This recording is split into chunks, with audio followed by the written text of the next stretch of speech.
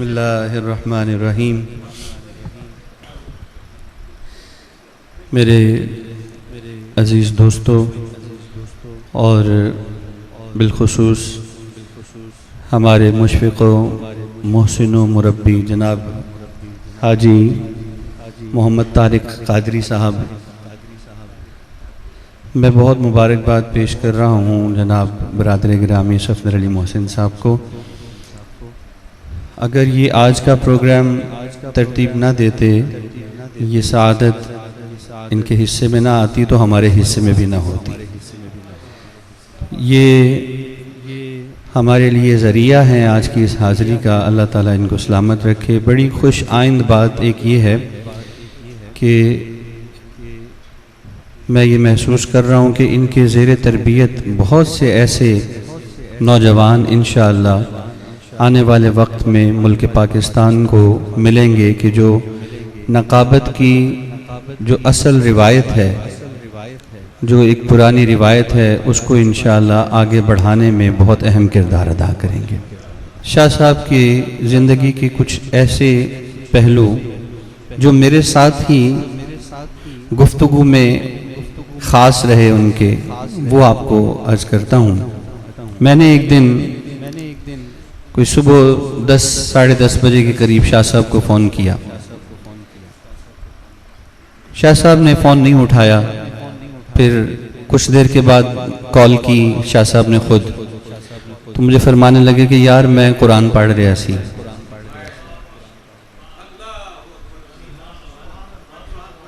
میں قرآن پڑھ رہا سی تو میں نے کہا شاہ صاحب تسی اس ٹائم تے قرآن پڑھ رہے سی؟ کہندے آہو یار میرا بڑے عرصے تو سال تو ہے معمول ہے کہ میں 10 بجے تو لے کے 11 بجے تک قرآن پاک پڑھنا 1 گھنٹہ پورا۔ نعت خوانی صرف سر اور راگ کا نام نہیں ہے، صرف سر اور راگ سے نعت نہیں ہوتی، نعت کردار سے ہوا کرتی ہے۔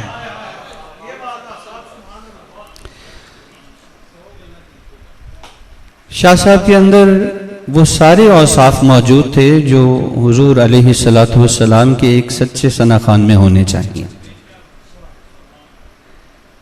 جیسا کہ حافظ ثاقب علی نظامی صاحب یہ فرما رہے تھے کہ کل ثناء اللہ بٹ صاحب رحمۃ اللہ علیہ ان کا بھی یوم وصال ہے۔ مجھے پہلے حضرت ثناء اللہ بٹ صاحب رحمۃ اللہ علیہ کی شاگردی میں ایک عرصہ دراز رہنے کا شرف حاصل رہا، اور پھر ان کے وصال کے بعد مجھے یہ سعادت نصیب ہوئی کہ مجھے جناب سید منظور الکونین صاحب رحمۃ اللہ علیہ کا بہت زیادہ قرب نصیب ہوا میرے، اور صفدر علی محسن صاحب بھی اس کا ذریعہ تھے۔ پہلی دفعہ جب حاضر ہوئے تو میں انہی کی وساطت وہاں پہنچا، بہت پرانی بات ہے۔ تو اللہ تعالیٰ ان کو جزائے خیر عطا فرمائے۔ شاہ صاحب کی ایک کوالٹی میں میں آپ کو یہ بھی عرض کروں کہ وہ اپنے فیلوز سے حسد نہیں کرتے تھے۔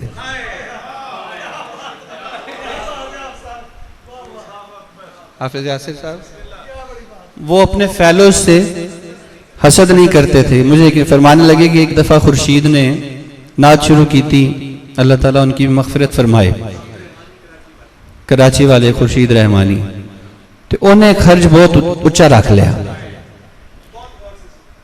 تو اب ہوتا کیا ہے، آج کل کے جو نعت خوان ہیں وہ کہتے ہیں وہ پھنس گئی، کیا کہتے ہیں جی تماشا دیکھتے ہیں ہون پتہ لگے گا، چلو چنگا ہے یہ دیکھو لو نہیں پڑھیا جائے گا تو میرا تے چنگا کام بن جائے گا نا۔ پھر یہ ہوتا ہے، یہ فیلنگز ہیں ہماری نیچرل ہیومن فیلنگز جو نہیں ہونی چاہیے۔ تو شاہ صاحب کہتے ہیں کہ میں خود ڈر گیا کہ یار اے ہون اگوں انترا کس طرح کہے گا، اے نے تے سر بڑا اچھا رکھ لیا، خرچ بہت زیادہ ہے۔ تو میں انہوں کیا محفل دے وچ مائک پڑھیا، میں کہ یار خورشید تو درود شریف کنا سونا پڑھیا، ایک باری پھر درود شریف تے سنا دے ذرا۔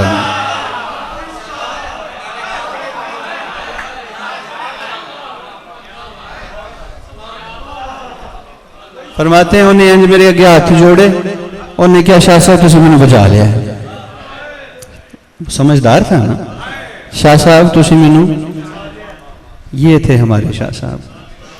میں گاڑی چلا رہا تھا، مجھے اور صفدر صاحب کو یہ بھی سعادت رہی کہ، اور ایک اور ان کے کردار کا پہلو، مجھے اور صفدر صاحب کو یہ سعادت بھی رہی کہ آپ جب وہاں سے تشریف لاتے تو آج کل تو نعت خان پوچھتا ہے نا کہ آنا کس طرح ہے جی، کس طرح آنا ہے، وہ محفل کروانے والے میزبان کو نہیں پوچھا کرتے تھے، وہ یا صفدر صاحب کو یا مجھے فون کر کے کہا کرتے تھے یار میں ڈیبو تے پہنچ جاواں گا، تم مینوں لے لیں گا، اگوں میں اڈے تے پہنچ جاواں گا، تم مینوں لے لیں گا۔ ایسے تھے ہمارے شاہ صاحب، نعت خان کو ایسا ہونا چاہیے۔ ایک دفعہ میں نے عرض کیا کہ شاہ صاحب تسی پروگرام سویر دا ہے، اب میں آپ کو یہ بتا رہا ہوں کہ وہ اپنے شاگردوں کی عزت افزائی کیسے فرماتے تھے۔ تو میں نے کہا رات 12 بجے والی ٹرین تے بیٹھنا تے 5 بجے میں لے لوں گا، تو پھر اس کے بعد تھوڑا آرام، او یار تو تے میرا مسئلہ ہی حل کر دیتا ہے، سبحان اللہ۔ وہ اس طرح کے بندے تھے۔ اور پیچھے بیٹھ کے ایک اور بات آپ کو بتاؤں، ہم میں سے بہت سارے لوگ ایسے ہیں کہ جو اب کچھ تربیت بھی دیتے ہیں نعت خوانی کی، ایسے اللہ تعالیٰ نے کچھ ڈیوٹیاں لگائی ہیں۔ حافظ ارشد صاحب ماشاءاللہ بڑے عرصے سے نعت سکھاتے ہیں، میرے پاس بھی کچھ لوگ جو ہیں آتے ہیں۔ بہت سارے لوگ جو ہیں وہ گھبرا جاتے ہیں جب 3 4 5 شاگرد ان کی استاد کی پڑھی ہوئی نعتیں پڑھ لیتے ہیں نا، تو استاد کہتا ہے ہن میں کی کرنا ہے، اب میں کیا پڑھوں گا۔ شاہ صاحب ایسے تھے کہ ہم 20 22 30 لوگ سارے شاہ صاحب کے کلام پڑھ لیتے تھے، اور ہم یہ سوچتے تھے کہ اب شاہ صاحب کیا سنائیں گے، تو شاہ صاحب 31واں 32واں 33واں کلام نکال لیا کرتے تھے۔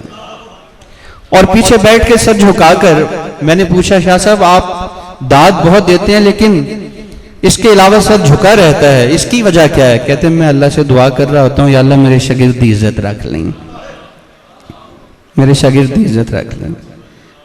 میں گاڑی چلا رہا تھا تو شاہ صاحب سے میں نے کہا، کیونکہ میرے اندر وہ بٹ صاحب والی ذہن میں بات بیٹھی تھی، بہت زیادہ سروں کا میں قائل نہیں ہوں، تو میں نے پوچھا کہ شاہ صاحب یہ ارشاد فرمائیے کہ جو فوقیت ہے یہ سر کو ہے یا شعر کو ہے؟ اب یہ بات آپ نے یاد رکھنی ہے، شاہ صاحب یہ بات کیا کرتے تھے۔ شاہ صاحب نے فرمایا کہ کلام سوار ہے اور سر سواری ہے، کلام سوار ہے اور سر سواری ہے۔ سواری کو ایسا اکھڑ نہیں ہونا چاہیے کہ سر سوار کو گرا دے اور سواری خود آگے چلی جائے۔ تو فوقیت جو ہے آپ نے فرمایا کہ کلام کو ہے، کلام کی جستجو کریں ہمیشہ۔ اور کلام جب آپ کوئی لفظ نیا دیکھیں، یہ میں آپ کو عرض کروں، جب بھی کوئی نیا لفظ دیکھیں تو اس کو اس وقت تک نہ پڑھیں جب تک کہ ڈکشنری میں اس کا پورا تلفظ اور معنی نہ آپ جان لیں، یہ لازمی کریں۔ شاہ صاحب کے بارے میں بتانے کے لیے بہت کچھ ہے، لیکن میں سمجھتا ہوں کہ اگر یہ 2-3 باتیں بھی ہم یاد رکھیں تو ہمارے لیے کافی ہوگا۔ اگر آپ کی اجازت ہو تو میں تحت اللفظ میں ایک اپنی نعت آپ کو سناتا ہوں۔ اچھا، حسن بے حد ہو تو پھر بات کہاں تک ہوگی، حسن بے حد ہو تو پھر بات کہاں تک ہوگی۔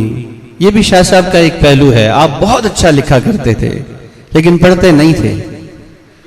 حسن بے حد ہو تو پھر بات کہاں تک ہوگی، ان کی مدحت میں میری نعت کہاں تک ہوگی۔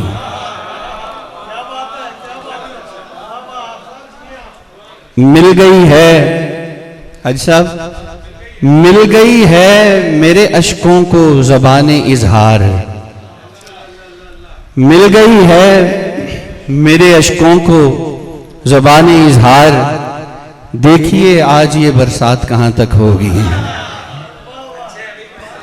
دیکھیے آج یہ برسات۔ جن کی ایک جست ہو تا حد نظر ان کے لیے، جن کی ایک جست ہو تا حد نظر ان کے لیے، وسعت ارض و سماوات کہاں تک ہوگی۔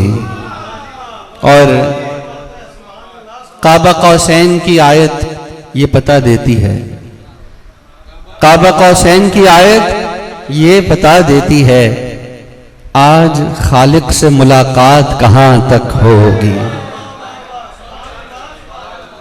काबा कौसैन की आयत ये पता देती है, आज खालिक से मुलाकात कहाँ तक होगी। नजर हो जाएंगे काफूर गमों के बादल, नजर हो जाएंगे काफूर गमों के बादल, लौट आएगी सहर रात कहाँ तक होगी।